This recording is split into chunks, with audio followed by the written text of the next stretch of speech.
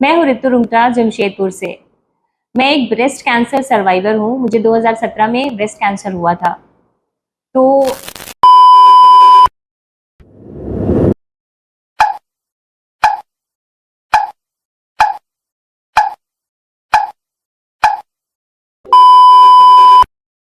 कैसे समझ पाएंगे किसी को कैंसर हुआ है? सिर्फ दो चीज अगर हम कर लेना तो करीब करीब 60% कैंसर को हम होने से रोक सकते हैं।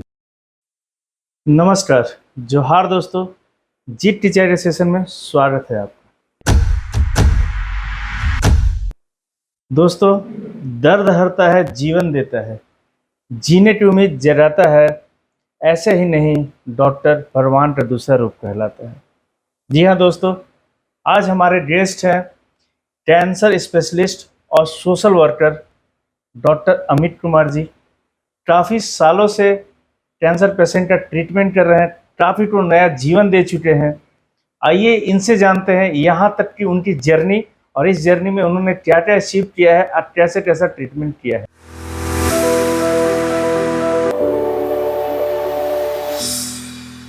नमस्कार सर।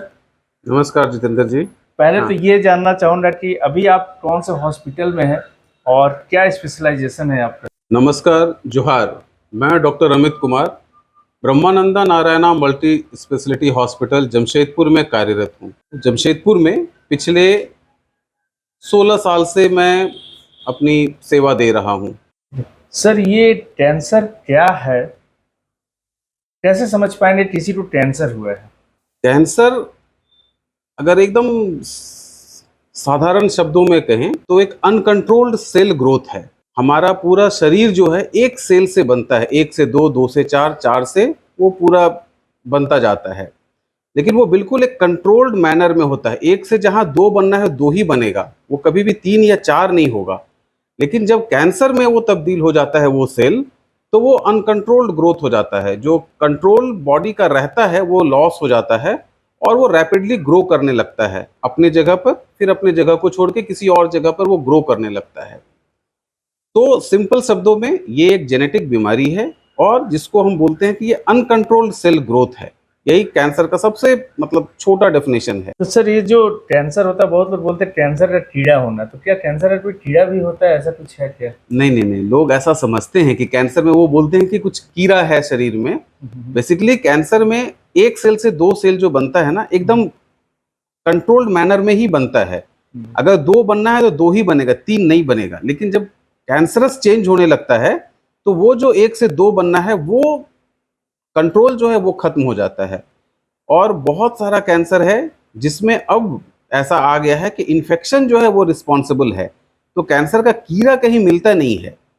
कारण वो इन्फेक्शन हो सकता है, लेकिन कोई कीड़ा वगैरह ऐसा कुछ रहता नहीं है। हम फाइंड आउट कैसे करें किसी को कैंसर हुआ है, तो वो कैसे पता कर पाएगा कि हाँ मुझे कैंसर है या नहीं है? और बीमारी और कैंसर में जो एक मुख्य अंतर है, या बोलिए कि जो सबसे प्रमुख अंतर है, वो ये है कि और बीमारी एकदम छोटा बीमारी जैसे वो मलेरिया है, वो आएगा और फीवर आएगा, इतना फीवर आएगा कि आदमी एकदम दौड़ के डॉक्टर के पास पहुंच जाता है। लेकिन कैंसर इतना बड़ा बीमारी है, आपके शरीर में बिल्कुल धीरे धीरे चोर की तरह रहता है और जब बहुत बड़ा रूप ले लेता है तब पता चलता है। तो आप कैसे समझेंगे कि हमको डॉक्टर से मिलना है? तो हम लोग जो बात करते हैं वो एक वर्ड यूज करते हैं, कॉशन। कॉशन का मतलब होता है सावधानी या चेतावनी। उसमें आप सिर्फ कॉशन को डिकोड कर दें तो उससे पता लग जाता है। जैसा कि सी है, सी का मतलब है कि चेंज इन ब्लैडर और बॉवल हैबिट। आप नॉर्मली सुबह उठते हैं, फ्रेश हो लेते हैं, पेशाब आराम से हो जाता है। अगर इसमें कुछ तब्दीली आ रही है, जैसे पैखाना कभी नहीं हो रहा है या बार बार पैखाना हो रहा है, यही चेंज इन बॉवल हैबिट है। या पेशाब अगर ठीक से नहीं हो पाया तो, या पेशाब में खून आ रहा है या पेशाब रुक रुक के हो रहा है, तो मतलब ये एक बदलाव है। आपको अपने शरीर को समझना है कि ये एक बदलाव आ रहा है और हमको डॉक्टर से मिलना है। एक अब मतलब होता है अ सोर दैट डजंट हील, मतलब एक जख्म है जो भर नहीं रहा। शरीर में कोई भी जख्म होता है, शरीर का अपना कैपेसिटी है कि उसको मैक्सिमम 2 हफ्ते में भर देता है। अगर नहीं भर रहा है तो दो तीन बातें ही आती हैं, या तो डायबिटीज़ है, या उस जख्म के आसपास कोई एक चीज है जो उसको बार बार इरिटेट कर रहा है, कोई फॉरेन बॉडी हो, कहीं पर वो दांत से ही मान लीजिए ठोकर लग के वो जख्म बन रहा हो। और तीसरा है कैंसर, अगर वो कैंसर है तभी वो जख्म जल्दी भरता नहीं है। यू का मतलब है अनयूजुअल ब्लीडिंग और डिस्चार्ज। इसका मतलब है, जैसे इसको ऐसे समझिए, अनयूजुअल ब्लीडिंग है मतलब कुछ चीज है जिसको यूजुअल ब्लीडिंग भी बोलते हैं। जैसे जो महिलाओं में एक मासिक धर्म होता है तो एक पर्टिकुलर समय पे उनको ब्लीडिंग आता है, उसके अलावे अगर कोई ब्लीडिंग है या कुछ डिस्चार्ज है जो जिसको हम एक्सप्लेन नहीं कर पा रहे हैं, तो हमको समझना है कि ये गड़बड़ है, हमको डॉक्टर से मिलना ही है। टी का मतलब है थिकनेस और lump, anywhere in the body और इन द ब्रेस्ट। कहीं पर भी कोई गांठ गिल्टी है तो वो कैंसर हो सकता है, आपको डॉक्टर से मिलना है। वो जरूरी नहीं कि कैंसर हो, जैसे कि महिलाओं में ब्रेस्ट में बहुत बार छोटा छोटा गांठ मिलता है, और वो क्या होता है कि पीरियड के टाइम पे वो गांठ में थोड़ा दर्द हो सकता है, थोड़ा हेवीनेस लग सकता है, साइज उसका बढ़ सकता है, लेकिन जैसे ही पीरियड शुरू होगा वो धीरे धीरे कम होने लगता है। तो ये नॉर्मल है, इसमें घबराने की बात नहीं है। लेकिन अगर वो परसिस्ट करता है या साइज उसका बढ़ता जा रहा है, मतलब वो अलार्म कर रहा है आपको कि आप जागो भाई, कुछ तो गड़बड़ अंदर चल रहा है। उसके बाद आई है, आई का मतलब है इनडाइजेशन। इनडाइजेशन का मतलब है खाना ठीक से पच नहीं रहा है या वजन बढ़ नहीं रहा है, तो एक ये लक्षण होता है। ओ का मतलब है ओवियस चेंज इन मोल। हम लोग के शरीर में बहुत ना छोटे छोटे काले तिल होते हैं, उस तिल में अगर कुछ बदलाव दिखता है, उस बदलाव को हम हमेशा ABCD में बात करते हैं। ए का मतलब है कि उसका जो एक तिल है, अगर उसको आप बीचों बीच काटेंगे तो बिल्कुल 2 बराबर तिल में वो कट जाएगा, बिल्कुल बराबर। लेकिन अगर वो एसिमेट्री हो गया, ए का मतलब एसिमेट्री, मतलब एक तरफ कभी ज्यादा हो रहा है एक तरफ कम है, मतलब ये एक बदलाव है जो गड़बड़ है। बी का मतलब है जो उसका बॉर्डर है वो बिल्कुल, आप तिल देखेंगे एकदम शार्प बॉर्डर होता है। अगर बॉर्डर रफ हो, बॉर्डर इरेगुलर हो रहा है, मतलब वो चेंज हो रहा है। सी का मतलब है जो तिल है उसका कलर चेंज अगर हो रहा है, नॉर्मली ब्लैक कलर का होता है या कुछ कुछ लोगों में ब्लू होता है, अगर उसका कलर चेंज हो रहा है मतलब वो अलार्म कर रहा है। और डी का मतलब है डायमेंशन, मतलब उसका साइज अगर बढ़ रहा है। और लास्ट रहता है जो हमारा कॉशन का है, वो है एन का मतलब है नैगिंग कफ। कोई भी खांसी 3 हफ्ते में ठीक हो जाना चाहिए। अमिताभ बच्चन को भी बुलाया गया ये बोलने के लिए टीबी में, खासकर कि अगर आपको 3 हफ्ते से अधिक खांसी है तो टीबी हो सकता है। हम लोग उसमें एक चीज और जोड़ देते हैं कि वो कैंसर भी हो सकता है अगर 3 हफ्ते में खांसी आपकी नहीं गई तो ये कॉशन है जिसको आप डिकोड करेंगे, आपको पता चल जाएगा कि क्या चेंजेज आ रहा है। हमारे एरिया में जो हिंदी स्पीकिंग एरिया है, बिहार है, बंगाल है, थोड़ा झारखंड है, उड़ीसा का कुछ पार्ट है, यूपी है, MP है, जहाँ हिंदी ज़्यादा लोग बोलते हैं, वहाँ पे तंबाकू का सेवन बहुत होता है। तो उसमें मुंह में कैंसरस के पहले का जो प्री कैंसरस स्टेज है वो मिलता है। उसमें है मुंह के अंदर जो आपका गाल का जो पार्ट है, अंदर वाला जो पार्ट आप देखते हैं, वो यूजुअली रेडिश होता है। अगर उसमें कुछ चेंज हो रहा है, जैसे वो सफ़ेद कलर आ गया या कुछ एक पर्टिकुलर पॉइंट पे बहुत ज़्यादा रेड हो गया, अगर सफ़ेद है तो इसको हम ल्यूकोप्लेकिया बोलते हैं, अगर बहुत रेड हो गया तो उसको इरिथ्रोप्लेकिया बोलते हैं। और कभी कभी मुंह पूरा नहीं खुलता, मुंह जो खुलना होता है ये 3 उंगलियां सा जाना चाहिए, नहीं अगर जा रहा है तो उसको हम सब म्यूकस फाइब्रोसिस बोलते हैं। ये कैंसर के पहले का अवस्था है। तो हमको कॉशन और ये 3 चीज को अगर हम ध्यान में रखें, हमको लगता है कि हम शायद 80 से 90% कैंसर को शुरुआती अवस्था में ही पकड़ सकते हैं। सर, जैसा बात आता है कैंसर का कि किसी को कैंसर हो गया तो अभी बहुत लोग ये समझते हैं अब ये शायद नहीं बचेगा, तो ये मिथ बहुत ज़्यादा है। तो हम जानना चाहेंगे सर, क्या ये सही है, और है तो कैंसर को कितने स्टेजेस में बांटा गया है और किस स्टेज को फाइंड आउट करने के बाद हम उसको क्योर कर सकते हैं? ये बहुत सारे लोग ना वो बोलते थे कैंसर हैज नो आंसर, मतलब कैंसर हो गया तो उसका आप कुछ कर नहीं सकते हैं। लेकिन अभी वो पूरी तरह से बदल गया है, मतलब सिर्फ 2 चीज से, एक अगर आप जागरूक हो जाते हैं और दूसरा समय पर कैंसर को पकड़ सकते हैं। कैंसर क्योरेबल है अगर वो शुरुआती अवस्था में उसको आप पकड़ लिए। तो हमेशा रहता है कैंसर के बारे में टू नो कैंसर, नो यहाँ पर है मतलब KNOW। अगर आप कैंसर को जानेंगे तो आप कैंसर को नो कह सकते हैं, वो नो है NO। तो KNOW से शुरू हुआ और उसमें से के और डब्ल्यू को हटा दीजिए। बस कैंसर को जाने तो कैंसर को आप नो कह सकते हैं, और वो तभी संभव है जब आप कैंसर के बारे में जान लीजिए और उसको शुरुआती अवस्था में पकड़ लीजिए। अभी बात है कि कैसे उसको समझेंगे या कैसे उसको पकड़ेंगे। तो ये तो कौशन जो है, आपके शरीर में कुछ भी बदलाव है उससे आप समझ सकते हैं। दूसरा, कुछ कुछ कैंसर में ऐसा स्क्रीनिंग मेथड आ गया है जो शुरुआती अवस्था में कैंसर को पकड़ने के लिए वो टेस्ट आ गया है। जैसा ब्रेस्ट कैंसर में अभी बोलते हैं, अगर आप मैमोग्राफी करवाते हैं, उसका एज है 50 से 70 साल के बीच में अगर महिलाएं मैमोग्राफी करवाएं, बाहर का रिकमेंडेशन है 3 साल में एक बार, लेकिन अगर हर साल उसको करवा लें तो बहुत शुरुआती अवस्था में ब्रेस्ट कैंसर को पकड़ सकते हैं। उसी तरह से जो महिलाओं में बच्चेदानी का कैंसर है जो बहुत कॉमन है, उसमें भी एक सिंपल टेस्ट है पैप स्मेयर, 10 मिनट का टेस्ट है, 2 घंटे 3 घंटे में उसका रिपोर्ट आ जाता है। अगर आप वो करवा लें तो आप शुरुआती अवस्था में कैंसर से बच सकते हैं। तो कुछ कुछ है स्क्रीनिंग मेथड। जैसे पुरुषों में प्रोस्टेट का कैंसर है और हम ये मानते हैं कि अगर पुरुष 100 वर्ष तक जीवित रहेगा तो 100% चांस है उसको प्रोस्टेट कैंसर होगा। इसलिए 50 साल के बाद पीएसए का एक टेस्ट कराते हैं ताकि हम देख पाएं कि प्रोस्टेट में कुछ कैंसर है कि नहीं है। बाहर के कंट्री में जो कोलोन का कैंसर, जो बड़ी आंत का या पैखाने के रास्ते का कैंसर होता है, उसके लिए भी कोलोनोस्कोपी करने के लिए बोलते हैं। और वो ये रहता है कि एक बार कोलोनोस्कोपी कर लिया 50 साल के बाद 10 साल तक आप निश्चिंत रहिए, कुछ दिक्कत नहीं आएगा। तो शुरुआती अवस्था में पकड़ने के लिए कुछ कुछ स्क्रीनिंग मेथड है, उसको लगाना पड़ता है। तो सर ये कैंसर को कितने स्टेजेस में हम लोग डिवाइड करते हैं और कौन से स्टेज में हम क्योर कर सकते हैं? मुख्य रूप से कैंसर को हम 4 भाग में बांटते हैं। ब्लड कैंसर की बात नहीं कर रहे हैं, उसको छोड़ दीजिए।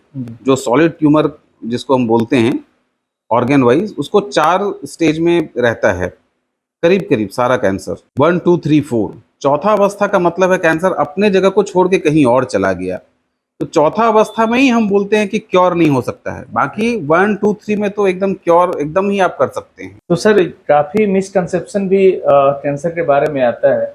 क्या क्या आपके पास वैसा आते रहता है केस कि लोग डरे रहते हैं कि मुझे कैंसर हो गया या मैं नहीं ठीक हो पाऊंगा, ऐसा कुछ मिसकंसेप्शन भी है केस का? हाँ, कुछ तो है। जैसे कुछ जो यंग लड़के हैं जी और मान लीजिए कि वो कुछ नशा कर रहे हैं, जी सिगरेट स्मोकिंग है या गुटखा खा रहे हैं या पान ले रहे हैं, जी। तो उनके मुंह के अंदर अगर कुछ भी चेंज आया, आपको पता है ना कि उसमें एक प्री कैंसरस स्टेज रहता है। अगर वैसा कुछ भी दिखा, व्हाइट स्पॉट दिख गया या रेड स्पॉट दिख गया, बस वो परेशान होने लगते हैं।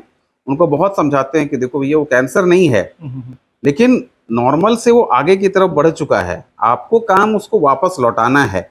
अगर आप नशा को छोड़ेंगे तभी उसमें आप वापस आ सकता है आपका जो बीमारी है, जो बढ़ा है।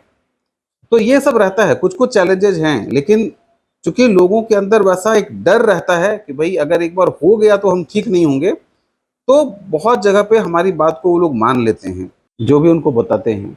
सर मेनली रीजन क्या होता है कैंसर होने का? पहले हम लोग ये बोलते थे कि कैंसर होने के लिए नशा कुछ भी बहुत मायने रखता है, जिसमें टोबैको बहुत अहम रोल अदा करता है।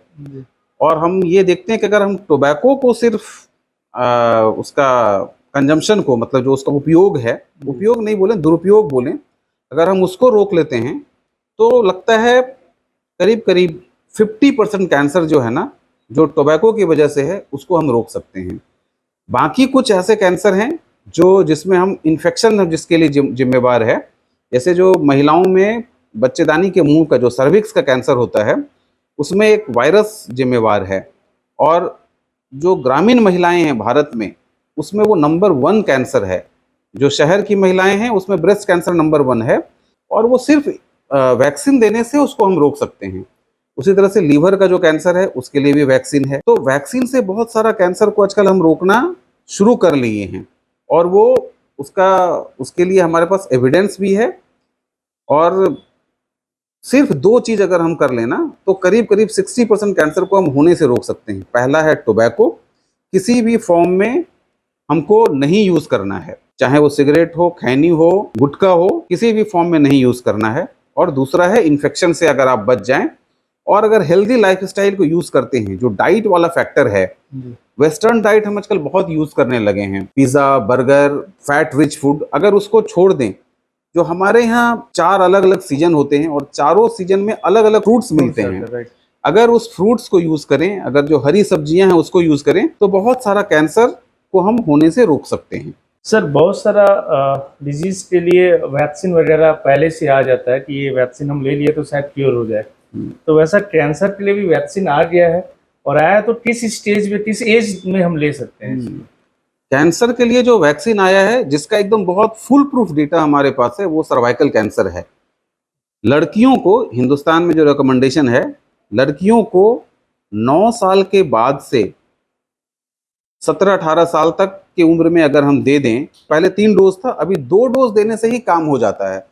सर्वाइकल कैंसर एक वायरस की वजह से होता है, जिसको ह्यूमन पैपिलोमा वायरस बोलते हैं।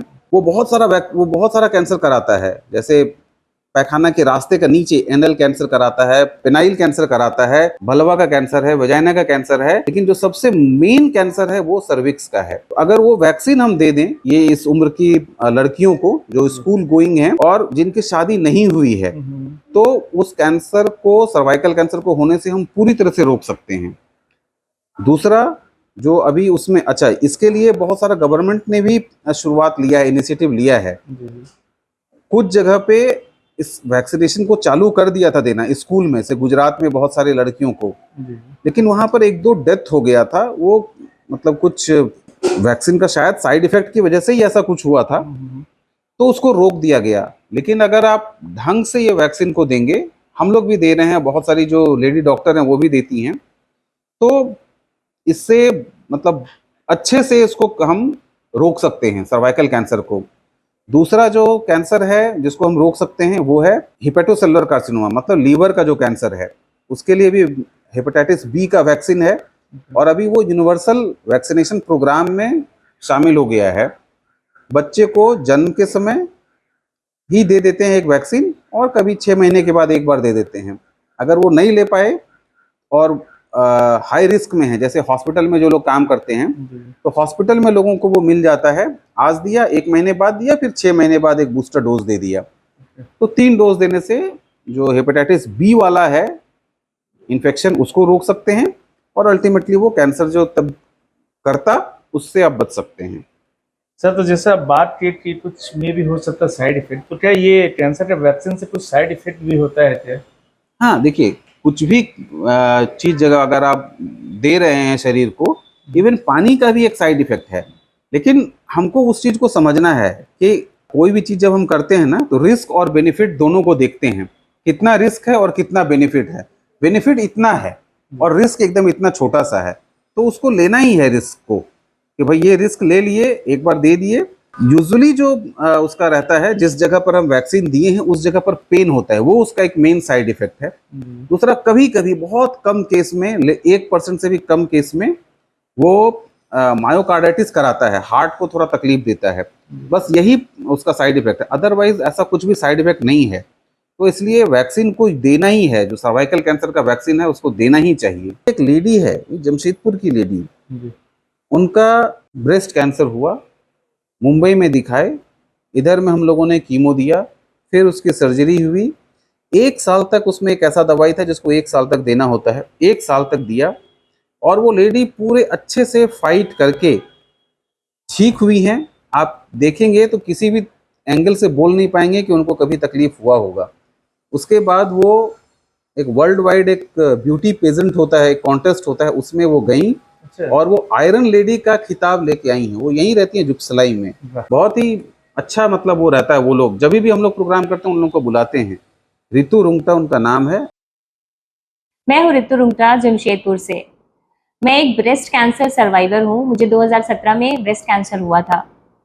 तो ट्रीटमेंट हमारा मुंबई से भी हुआ, और जमशेदपुर में भी कहते हैं ना कि लोकल में कोई एक ऐसे डॉक्टर ज़रूर होने चाहिए आपके पास में जो आपको बहुत अच्छे से समझे और आपके ट्रीटमेंट में आपको बहुत हेल्प करें।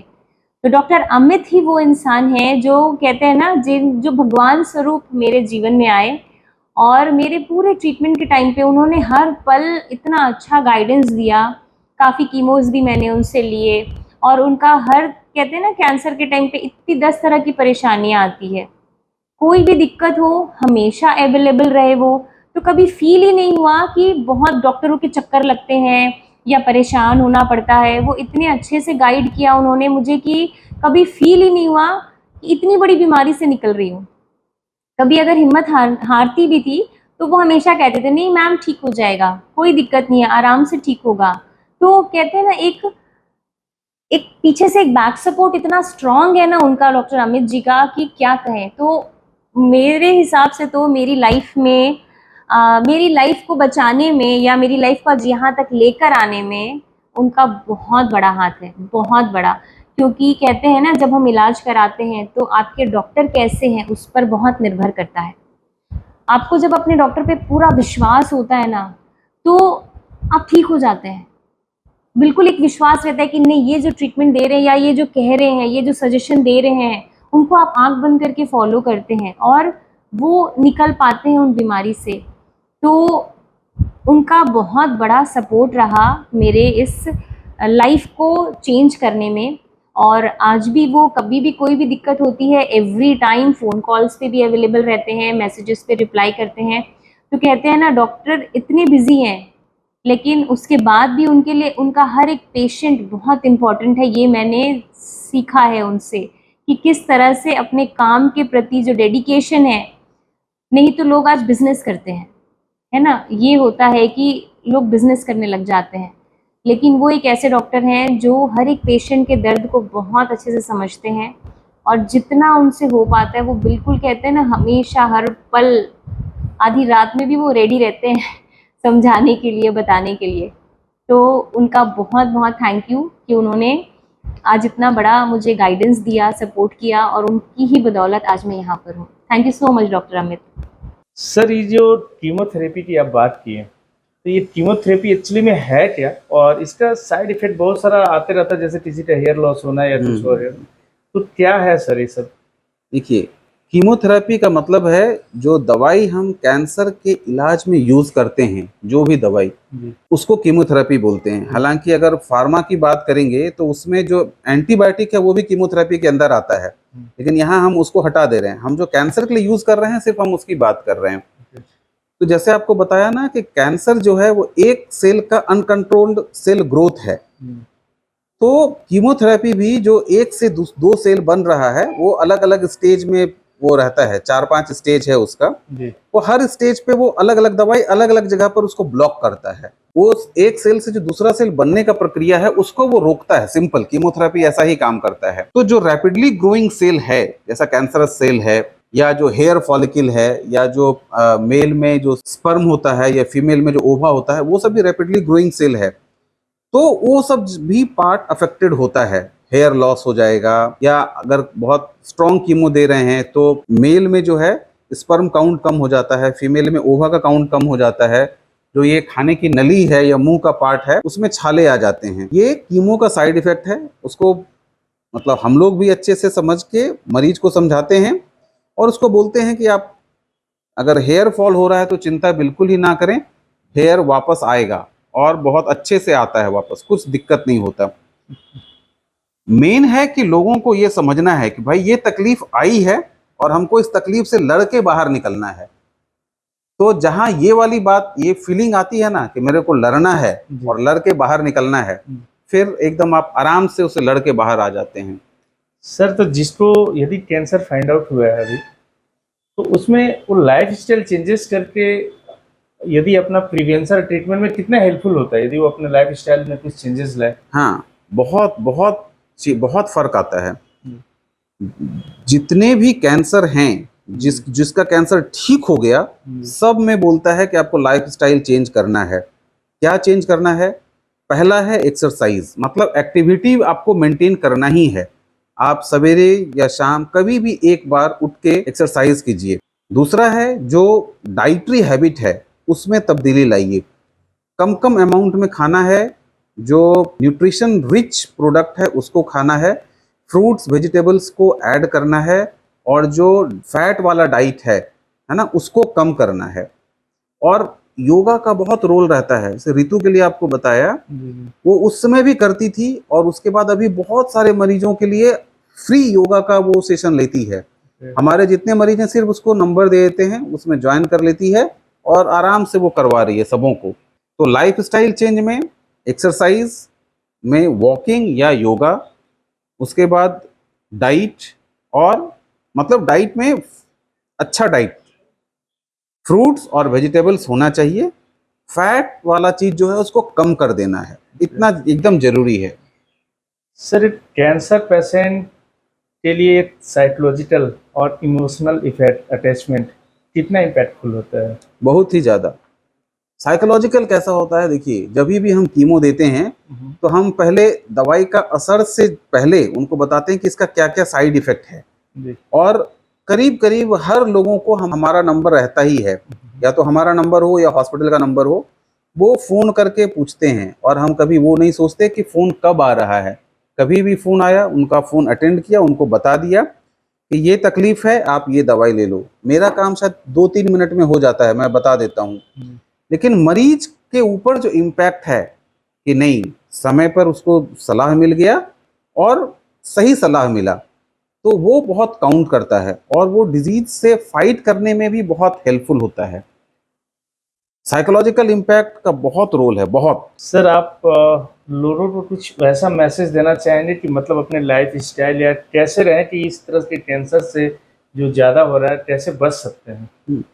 देखिए, आपको बताया कि 50% कैंसर तो टोबैको की वजह से ही है। पहला है उसको छोड़ दीजिए, दूसरा है लाइफ स्टाइल चेंज कर लीजिए। आप लाइफस्टाइल चेंज में है, आप प्रोटीन और फ्रूट्स वेजिटेबल्स रिच डाइट लीजिए। जो फैटी फूड है उसको बंद कर दीजिए, जो आजकल का है वेस्टर्न फूड जितना भी है उसको बंद कर दीजिए। और तीसरा है, जहाँ जहाँ वैक्सीनेशन वाला है, जो फीमेल में है, उसको बिल्कुल ही आप वैक्सीन लीजिए। तो ये 3 चीज करेंगे ना, तो लगता है कि 75% कैंसर जो है वो होने से रुक जाएगा। इसके बाद भी कुछ कुछ कैंसर है, जैसा आपको बताया ना कि कैंसर जो है जेनेटिक डिजीज है, वो होने का चांस रहता है, या ओल्ड एज में कुछ कुछ कैंसर हो ही जाता है। तो उसके लिए है आपको अर्ली डिटेक्शन, मतलब स्क्रीनिंग करना है। अगर आप स्क्रीनिंग करेंगे तो एकदम पक्का ही है कि कैंसर को आप शुरुआती अवस्था में रोक लेंगे। सर, जैसा आप बताएं अभी कि खाने पीने का चीज़ से, तो न्यूट्रिशन कितना इफेक्ट करता है? बहुत न्यूट्रिशन का तो इतना ज़रूरत है। जब मरीज का कैंसर डिटेक्ट हो गया जी तो उसी में पहला ही रहता है कि उसका परफॉर्मेंस स्टेटस कैसा है, मतलब वो हमारे पास चल के आ रहा है या उसमें व्हीलचेयर में आ रहा है। और खासकर जो खाने की नली वाला कैंसर होता है उसमें लोग का बहुत बुरा हाल रहता है। तो न्यूट्रिशन अगर वो अच्छा है तो हम ये सोचते हैं कि इसको हर तरह का ट्रीटमेंट कर सकते हैं। सर्जरी हो गया, कीमो हो रहा है या रेडिएशन हो रहा है, उस समय न्यूट्रिशन का बहुत इंपॉर्टेंस है, बहुत ही ज्यादा। सर्जरी जैसे अगर हो गया तो उसको जख्म को हील होना है। जख्म को हील होने के लिए अच्छा प्रोटीन होना जरूरी है। न्यूट्रिशन का रोल जब रेडिएशन हो रहा है तभी भी बहुत जरूरी है, क्योंकि वो खा ही नहीं पाता, खासकर अगर मुंह वाले एरिया का रेडिएशन हो रहा है। तो कीमो में भी रहता है, उल्टी हो रहा है, खाने का मन नहीं हो रहा है, तो किसी न किसी रूप में उसको मॉडिफाई करके खाना देना होता है ताकि वो ढंग से खाना खा पाए। न्यूट्रिशन का बहुत रोल है, बहुत। सर, अभी कैंसर की बात करें तो इंडिया में तो कितना टेक्नोलॉजी और एडवांसमेंट हो चुका है, कितना ज़्यादा हम लोग अच्छा वर्क कर पा रहे हैं? जो एडवांसमेंट है डायग्नोसिस में तो वो पूरा ही है। जी मतलब जैसा जितना चीज जो बाहर होता है वो सारा कुछ हमारे पास है। X-ray, ultrasound, CT scan, MRI, PET scan, सब कुछ। जी अब जब बीमारी को हम ढूंढ लिए कि यहाँ पे बीमारी है, निकाल के टेस्ट में भेजा, तो उसके लिए भी जो रहता है हिस्टोपैथोलॉजी का उसमें डायग्नोसिस में, कि उसको पहले देखते हैं माइक्रोस्कोप में, फिर उसका आईएचसी कराते हैं, वो सारा कुछ है। अभी तो और भी रहता है कि एक एनजीएस पैनल कराते हैं, मतलब कि ये कैंसर में क्या क्या जीन इन्वॉल्व है और उसमें कौन कौन सा दवाई काम करेगा, वो सब कुछ पता चल चुका है। फिर ट्रीटमेंट पार्ट में भी अगर आप देखेंगे तो सर्जरी में भी, मतलब जो वर्ल्ड वाइड सर्जरी होता है वो सब कुछ हम लोग के पास होता है। कीमो में भी जितनी दवाइयाँ बाहर मिलती हैं, जी अगर वो इंडिया में नहीं भी हैं तभी भी उसको बाहर से मंगवा के दे सकते हैं। रेडिएशन का भी वही हाल है, मतलब जितना भी चीज चाहिए वो सारा कुछ है हमारे पास। अब हम लोग कभी भी वेस्टर्न वर्ल्ड से पीछे नहीं है। एक चीज की जो कमी रहती है वो है कि वहां पर लोग एकदम ऑर्गन वाइज ट्रीट करते हैं। जैसे जो अगर कैंसर सर्जन है जी। वो ब्रेस्ट मान लीजिए ट्रीट कर रहा है तो ब्रेस्ट ही ट्रीट करेगा, ओके। ब्रेस्ट का ही सिर्फ सर्जरी करेगा। ऐसा ही मेडिकल ऑन्कोलॉजी, रेडिएशन ऑन्कोलॉजी में भी है। वो हो जाने से थोड़ा और मतलब रिफाइनमेंट आता है लोगों में। लेकिन चूंकि हम लोग के पास इतना वर्क पावर, मैन पावर नहीं है, लोग इतने नहीं हैं, इसलिए यहाँ पर हर सर्जन सारा सर्जरी करता है जो कैंसर सर्जन है। मेडिकल ऑन्कोलॉजी वाला भी वही है, रेडिएशन में भी सारा ऑर्गन को ट्रीट वही लोग करते हैं। बस यही एक फर्क है, अदरवाइज कुछ फर्क नहीं है, कुछ भी नहीं। सर देखते हैं काफ़ी सेलिब्रिटी सब अभी ठीक होके आ रहे हैं। हम कैंसर होने के बाद भी, वो हम एक्ट्रेस या एक्टर की बात करें या फिर युवराज सिंह हमारे हैं, उसके बाद अच्छे लाइफ स्टाइल जी रहे हैं। तो इन सब को देख के ये समझ सकते हैं कि अब कैंसर से डरने की जरूरत नहीं है। हाँ, बिल्कुल ही नहीं। कैंसर से आप डर के क्या कर लेंगे? तो क्या है, कैंसर से डरना नहीं है, कैंसर से लड़ना है। जी। अभी युवराज सिंह की बात की आपने। जी। युवराज सिंह को जो कैंसर था वो इधर बीचों बीच था, यहाँ पे वो एक टेस्टिकुलर ट्यूमर होता है जो मिड लाइन में ऊपर से लेके टेस्टिस वाला एरिया में कहीं भी हो सकता है। युवराज सिंह का इस बीचों बीच था। वो कैंसर क्योरेबल है ही, आराम से क्योर हो सकता है। मतलब उसमें तो स्टेज 4 में भी बोलते हैं कि इसको हम लोग क्योर कर सकते हैं, वो ऐसा कैंसर है। तो क्योर होने का चांस बहुत ही ज्यादा है, क्योर कर ही सकते हैं उसको। मतलब कैंसर के प्रति यदि अवेयरनेस रहे तो लोग को डरने की जरूरत नहीं है। यदि सही जगह पे सही समय पे पहुंचे तो शायद हम लोग सही हो सकते हैं। सही, एकदम। सिर्फ एक ही चीज है, कैंसर से डरे नहीं, कैंसर से लड़ें। लड़ने के लिए जो सबसे ताकतवर हथियार है वो है उसकी जानकारी। अगर आप कैंसर को जानेंगे, कैंसर को आराम से हरा सकते हैं। सर यदि कोई है व्यूवर्स हमारे जो कि आपसे कुछ सजेशन लेना चाहे, यदि उसको कोई या उसके रिलेटिव को कोई कैंसर से रिलेटेड कुछ इश्यूज है, तो आपसे कैसे कंसल्ट कर सकते हैं? मेरा कहाँ पे कर नंबर सकते है, हैं? आप नंबर आपने उसमें डिस्प्ले कर दीजिए, कभी भी फोन कर सकते हैं, कुछ दिक्कत नहीं है। ओके। अगर हम फोन ना उठ पाए, बहुत बार ऐसा रहता है कि हॉस्पिटल में है या ओपीडी में नहीं उठ पाया, एक मैसेज ड्रॉप कर देना, मैं खुद ही कॉल कर लूंगा, उसमें कुछ भी दिक्कत ही नहीं है। सर ने काफ़ी अच्छा बात, बड़ा इम्पोर्टेंट जानकारी दिया है, कम समय में दिया, और काफ़ी इम्पोर्टेंट है। यदि लोग अवेयर रहें, सचेत रहें, जानकारी उपलब्ध कराएं और सही समय पे सही जगह पहुंचे तो शायद इस बीमारी से आराम से लड़ सकते हैं। और जैसा बताया कि वैक्सीन यदि पहले ले लिया जाए जो उपलब्ध है तो शायद आगे उसका बचाव हो सकता है। बिल्कुल। तो सर आप हमारे गेस्ट बन के आए, इतनी अच्छा जानकारी दी, इसके लिए आपको बहुत बहुत धन्यवाद। धन्यवाद जितेंद्र जी, आपने Thank भी you. समय निकाला, धन्यवाद। Thank you very much sir. तो दोस्तों आज आपको मिलवाएं डॉक्टर अमित कुमार जी से, जो कैंसर स्पेशलिस्ट हैं जमशेदपुर झारखंड में, और एक काफ़ी अच्छे समाज सेवी हैं, हमेशा कैंप लगा के लोगों को अवेयर करते रहते हैं। ऐसे ही लोगों से आपको निरंतर मिलवाता रहूँगा। बस आप हमारे चैनल पर बने रहें, सब्सक्राइब कीजिए, लाइक कीजिए और पसंद आए तो शेयर करना ना भूलें। Thank you very much.